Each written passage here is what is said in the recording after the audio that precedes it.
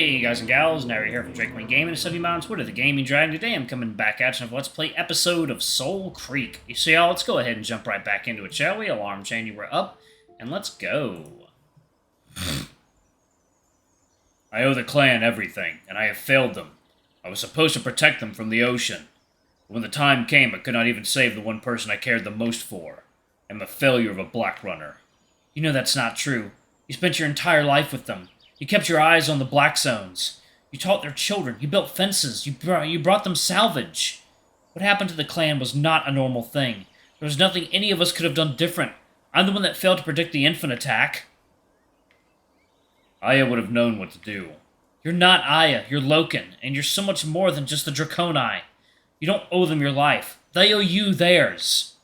Dravonia doesn't deserve you. She never did. But Aeyon. Aeon's at peace now, okay? The Draconi's fate was on me. Let me bear that guilt. I can handle it. I rest my head on his shoulder, shutting my eyes and feeling him slowly embrace me with one arm. You are the only one left. Heh, it's not like you've known me for that long. But you are here. Nitro does not stay. Taki does not understand.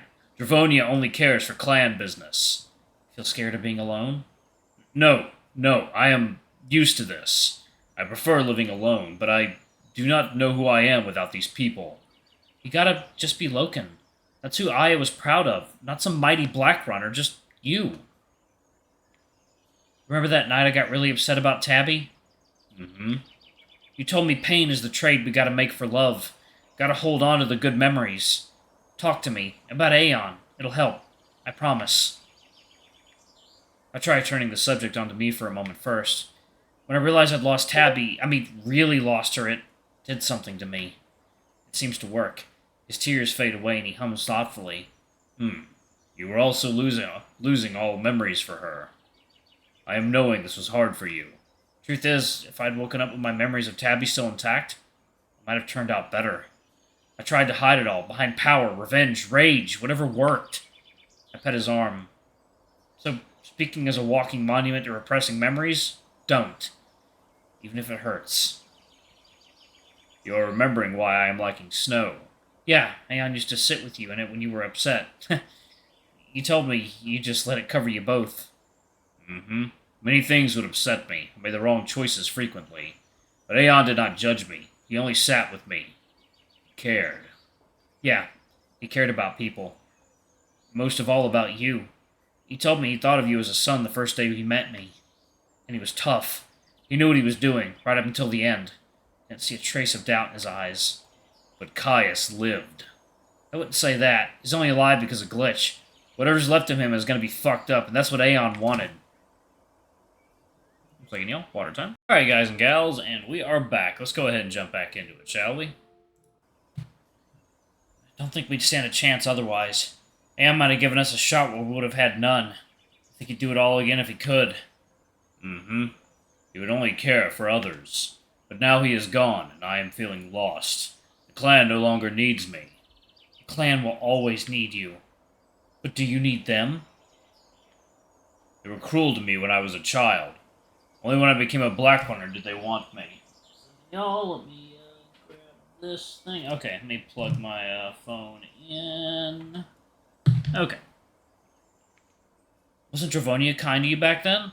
She was kind, but the clan would always come first. Yeah, she turned on you pretty quick over what I'd done the other day. Real love is unconditional. It's a special thing. This is what I had with Aeyon. And now he is gone. So you're thinking that the clan won't be the same without him? Was it really the clan you cared about? Or Aeyon? I do not know. Yeah, I get it. There's still time for you to turn around. Yeah, this is probably a one-way trip. No, I am a Black Runner. I must help you see this duty done, and you are still important to me. Then promise me something. His glistening eyes flicker in my direction. When this is over, whatever happens, forget about the path. Forget about the final task. Don't bind yourself to anyone else. Not to me. Not to Dravonia. Not to the Draconi. I really think that's what Aeyon would have wanted for you. He doesn't reply at first, but I notice the tears in his eyes slowly simmering away. We must keep moving. Yeah, Caius has a big lead on us now. He gets up to his feet, dabbing his eyes dry on his arm and tugging me up with him. We'll return and gather our supplies, then we will continue to Soulcreek. Right behind you, big guy. I give him a smile, then follow his lead as he turns away from the field of green.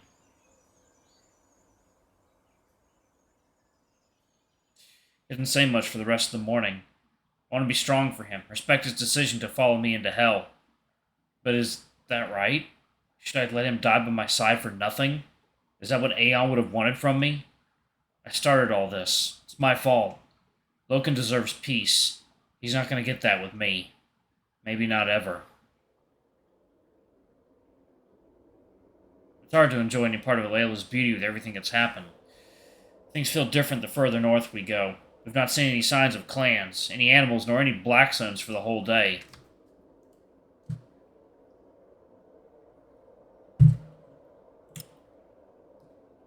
Any kind of familiar sight, friendly or unfriendly, would have been welcome, but there's nothing. The closer we get to Soulcreek, the more dead the world seems to become. Loken glances at me, catches my eye mid-stride, then turns away. I frown, watching his puffy tail sway uncertainly. He looks at me again, with the same questioning, anxious look. Something on your mind?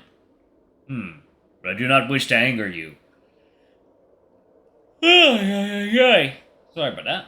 Is it about Glitch? Yes. It's fine. I can handle it. You were not afraid? Of what he'd do to you? Of what he'd do to you, not me. I'm thinking about... When this ascended demon was in your head, tell me again what he was wanting from you. You're wondering what Glitch might be planning with Soulcreek? Yes. I don't even fully understand what Soulcreek is, let alone what Glitch wants with it. He said he planned to use me to grant ascendancy to more of his kind. Loken growls with doubt. I am concerned that Glitch will expand the Black Zones. He has already caused a breach. There'll be more if we do not stop him. I don't know. I'm not sure Soulcreek is responsible for the Black Zones. If he wanted to mess with them, he wouldn't need it. You know this? Just another theory. Explain. There are radio masts all over Layla, right? There are the skeleton towers of steel. Yes, there are many of these. There are even more in the Hushed Lands. Did you know that they're still active? I did not. You are certain? Well, the one in Bleakstone is. The Automonks maintain it. It's giving out a signal. The others could be too. You believe these radio signals are related to the Black Zones? I think they are the Black Zones. He falters, confused. You are thinking the Black Zones are products of the old knowledge, not of Soulcreek? Both, maybe. Whatever signal they're giving out has to be constructed from Soulcreek. I mean, we know its power can be translated into code. That's how the Cascade began in the first place. Perhaps the Zephyr are responsible. The Black Zones were intended to be a net to keep the demons confined. Can't be. That's too odd a solution to a worldwide problem. If you're caging a monster, you don't put yourself inside the bars. Unless it is the only way. Or if something went wrong. This does not explain what Glitch is wanting, nor Caius. I don't think there's much left of Caius, but he made it sound like he wants to hard reset Alayla, wipe out all trace of the Cascade in its history. Yes, to stop the clans clinging to fear of the past and unite in hope for the future. But what Glitch now wants from Caius does not align with what Glitch was wanting from you. I do not understand. I don't know. Glitch can't be easily explained. He might have a plan. He doesn't think like we do. I go silent. A dark thought occurs to me. Alex? I assume Glitch has taken control of Caius. Might be the other way around, or both ways. This does not make sense. Explain. I mean, maybe Glitch warps himself to whatever his host wants. What they really want. Force feeds them the darkest parts of their soul. I wanted to find my people. When Glitch was with me, so did he. Maybe he's picked up Caius' old agenda in his own fucked up way, and they're feeding one another. No. Caius has long since abandoned the madness of the Saber Wars.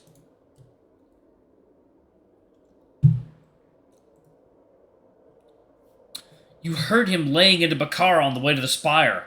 He's clearly not over it, or Lyra. Just had the will to repress it.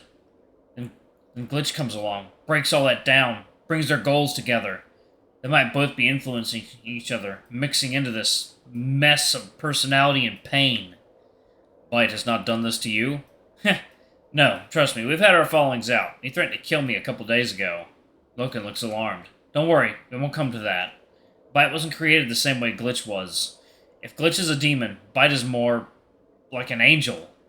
Angel. This is the word that Zana would use for demons. Zana got everything backwards, because she was twisted. Good is evil, angels are demons, saints are... Alex? Nothing. So, no one's ever come back from Soulcreek? No.